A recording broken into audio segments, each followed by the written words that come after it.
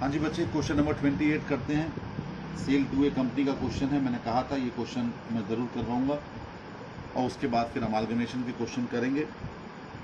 कहता है Riyu, Inu and Sinu are running partnership business, share profits and losses in 2:1 ratio. Their balance sheet as on 31 March 2003 stood as follows. Balance sheet आपको दी गई है जिसमें fixed assets हैं। ये रुपीज़ इन 1000 दिया गया है, यानी कि 4 लाख की फिक्स्ड असेट्स हैं। इन्वेस्टमेंट 50,000 का है। करेंट असेट्स 10,000 की हैं, नहीं 1 लाख की हैं। स्टॉक 2,75,000 की हैं डेटर्स, और 1,25,000 का कैश एंड बैंक है। इधर इनकी फिक्स कैपिटल दी गई है 3 लाख, 2 लाख, 1 लाख, और करंट अकाउंट के रियू और सीनू का बैलेंस दिया गया है 60,000, 40,000 का। अनसिक्योर्ड लोन है और करंट लायबिलिटीज। आपसे जो भी कहा गया है, इन्होंने कंपनी के रूप में एक नई कंपनी खोली है RIS प्राइवेट लिमिटेड 1/4 को। एक ये चीज़ भी देखा करो कि जिस दिन बैलेंस शीट दी गई है उसके बाद की तारीख क्या है, यानी बिल्कुल अगला दिन है, यानी कि बीच में कुछ भी नहीं हुआ।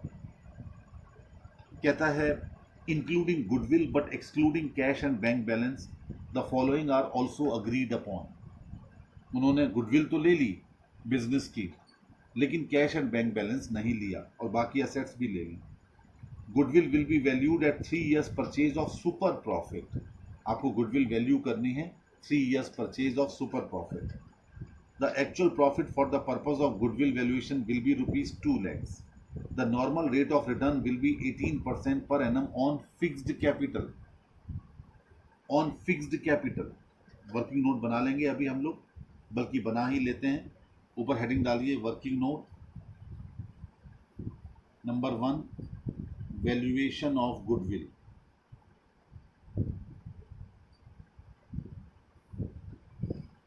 ठीक है, सबसे पहले एक्चुअल प्रॉफिट दिया गया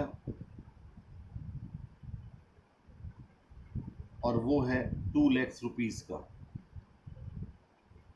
इसमें से लेस किया नॉर्मल प्रॉफिट। नॉर्मल प्रॉफिट था फिक्स्ड कैपिटल का 18%, यानी 6 लाख का 18%, 1,08,000, 92,000 रुपीज का सुपर प्रॉफिट आ गया। ठीक है, और गुडविल था 3 years परचेज, तो 96,000, 92,000 इंटू 3, 2,76,000 ये गुडविल निकल करके आ गई। ये पहला काम हमने निपटा लिया। इसके बाद हम थोड़ी जगह छोड़ेंगे, वर्किंग नोट और बनेगा। रियलाइजेशन अकाउंट बनाना शुरू कर दीजिए।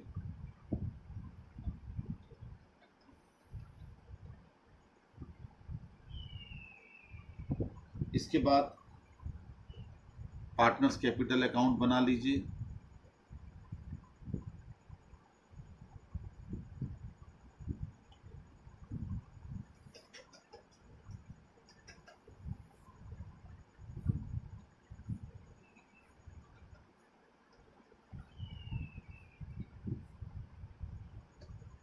रियू, इनू और सीनू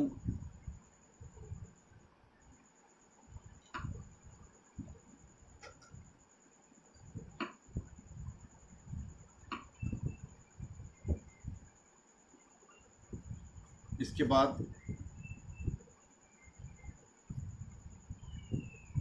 अगले पेज पर आ जाइएगा। मेरा पेज अगला शुरू हो रहा है। यहाँ आप अकाउंट बनाइए कैश एंड बैंक बैलेंस, क्योंकि वो नहीं ले रही है नई कंपनी, तो इसका निपटारा हमें अपनी बुक्स में ही करना होगा। और इसके बाद RIS प्राइवेट लिमिटेड का अकाउंट बनता है जब कोई कंपनी में बिजनेस कन्वर्ट किया जाता है या उसे बेचा जाता है। तो these are the accounts which we have to maintain.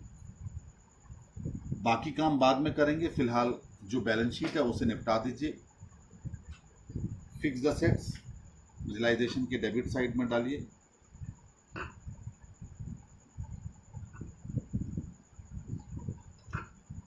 ₹4 lakh पूरी फिगर ले लीजिएगा। इन्वेस्टमेंट 50,000, करंट असेट्स में स्टॉक 1 लाख, डेटर्स 2,75,000 और कैश एंड बैंक अगले पेज पर जाइए, बैलेंस BD 1,25,000। वापस आइए, लाइबिलिटीज़ के नाम पर क्या है हमारे पास, फिक्स्ड कैपिटल है, तो पार्टनर्स कैपिटल अकाउंट में by balance brought down 3 lakhs, 2 lakhs and 1 lakhs, ये तो हो गए इनकी कैपिटल। इसके बाद करेंट अकाउंट के बैलेंसेस को भी यहीं डाल दीजिएगा, कोई फर्क नहीं पड़ता। रियू में 60,000 और सीनू में 40,000। इसके बाद अनसिक्योर्ड लोन रियलाइजेशन की क्रेडिट साइड में ले जाइएगा,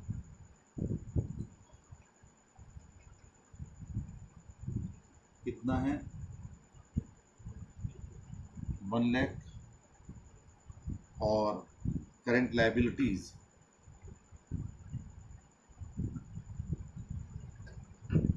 1,50,000। ये तो हमने रियलाइजेशन अकाउंट पूरी तरीके से क्लोज कर लिया, सॉरी अपनी बैलेंस शीट को ट्रांसफर कर दिया। अब देखिए गुडविल का वैल्यूएशन हम ऑलरेडी कर चुके हैं।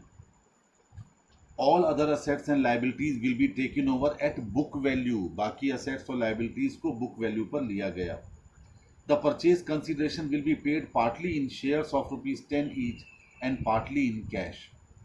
Payment in cash being to meet the requirement to discharge Riyu who was agreed to retire.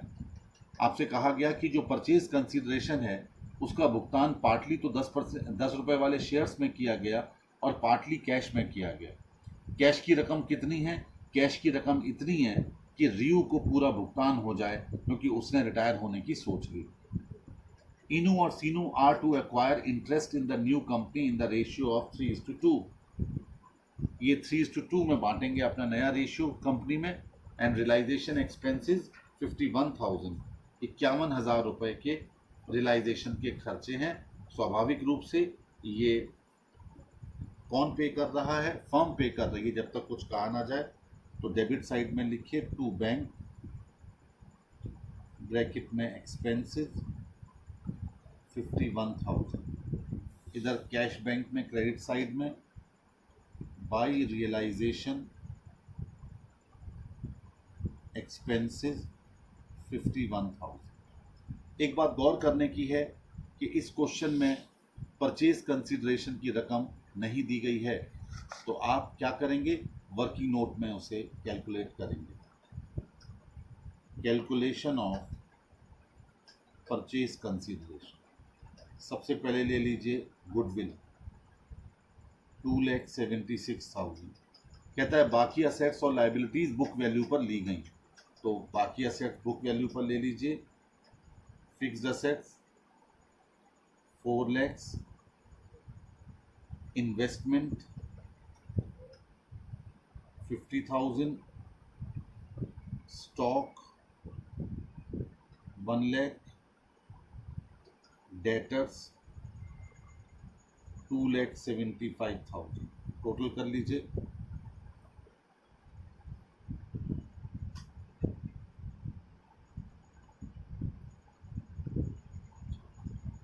₹11,01,000। इसमें से लेस कर दीजिए अनसिक्योर्ड लोन 1 लाख का और करेंट लायबिलिटीज 1,50,000। 2,50,000 लेस कर दीजिए तो बैलेंस रह गया 8,51,000। ये क्या है? This is purchase consideration. और परचेज कंसिडरेशन ड्यू कर लीजिए। अब एंट्री करते थे RIS private limited account debited to realization. Credit side में लिखिए RIS प्राइवेट लिमिटेड 8,51,000 और RIS प्राइवेट लिमिटेड के डेबिट साइड में डाल दीजिए टू रियलाइजेशन 8,51,000। इस तरीके से आपने अब रियलाइजेशन को क्लोज करने की कहानी बना ली। क्लोज कीजिए, प्रॉफिट या लॉस निकालिए। प्रॉफिट आ रहा है, क्रेडिट साइड का टोटल पहले कर दीजिए। हैं जी, 2,25,000 रुपये का प्रॉफिट आया। रेशियो था 2:1, 90,000, 90,000 और 45,000। क्रेडिट साइड में डाल दीजिए। बाई रियलाइजेशन 90,000, 90,000 और 45,000। अब यहाँ पर सबसे पहले रियू रिटायर हो रहा है और उसे कैश भुगतान कर दिया गया और कैश उतना आया जितना कि उस नई कंपनी द्वारा पीसी के पेमेंट के बदले में दिया गया। तो टोटल कीजिए रियू का 4.5 लाख आया। डेबिट साइड में लिखिए टू बैंक 4,50,000 और RIS प्राइवेट लिमिटेड का जो आपने पीसी 8,51,000 शो कर रखा था वहाँ लिखिए बाय बैंक 4,50,000 और इक्विटी शेयर।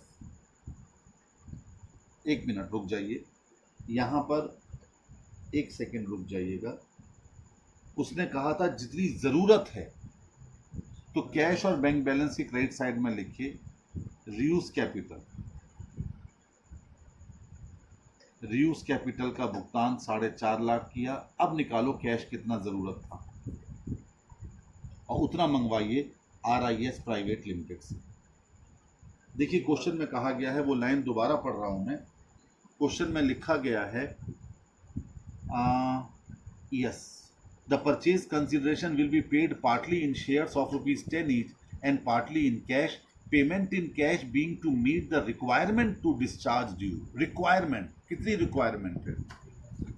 तो 3,76,000 की रिक्वायरमेंट थी, ये हमको मिला 3,76,000 और बाकी बचा हुआ equity shares in RIS limited private limited. 8,51,000 में से 376 घटा दीजिए, है जी, 4,75,000 के इक्विटी शेयर प्राप्त हो। अब ये दोनों खाते बंद हो गए, इसको देखना बंद कर दीजिए। ठीक है, अब पार्टनर्स कैपिटल अकाउंट क्लोज करने हैं। क्वेश्चन में कहा गया कि 4,75,000 रुपये ये इक्विटी शेयर्स थे। अब इन पार्टनर्स को हमें क्लोज करना है और निकालना है कि इन दोनों की कैपिटल। अब आप ऐसा करो कि यहाँ equity shares in RIS limited private limited, वहाँ आपने क्रेडिट किया था तो डेबिट, इन दोनों को 3:2 के रेशियो में बांट दीजिए।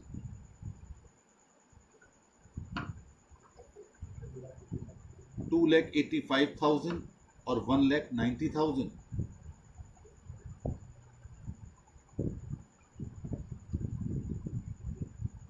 बस अब इनका आपस में एडजस्टमेंट कर लीजिएगा, क्योंकि क्वेश्चन में ये कहा नहीं गया कि कैश आया कैश गया। पिछला क्वेश्चन जो मैंने करवाया था आपको जिसमें BCE था उसमें कैश आया गया था, यहाँ पर कैश की कोई बात कही नहीं गई है। तो पार्टनर्स कैपिटल अकाउंट आपस में ही एडजस्ट कर लीजिएगा। देखिए इनू की कैपिटल 2,90,000 आ रही है, जबकि 285 होनी चाहिए, तो वो 5,000 सीनू को दे देगा। तो उसके डेबिट साइड में लिखा जाएगा टू सीनूज कैपिटल अकाउंट 5,000 और सीनू की 5,000 से कम पड़ रही होगी तो उसे 5,000 दे दिया जाएगा इनू के द्वारा बाय इनूज कैपिटल। यानी इनू ने सीनू को 5,000 रुपये अपनी तरफ से दे दिए। अगर वो कहता कि इसका निपटारा कैश में करना है तो सीनू 5,000 कैश ले आता और इनू 5,000 कैश ले जाता।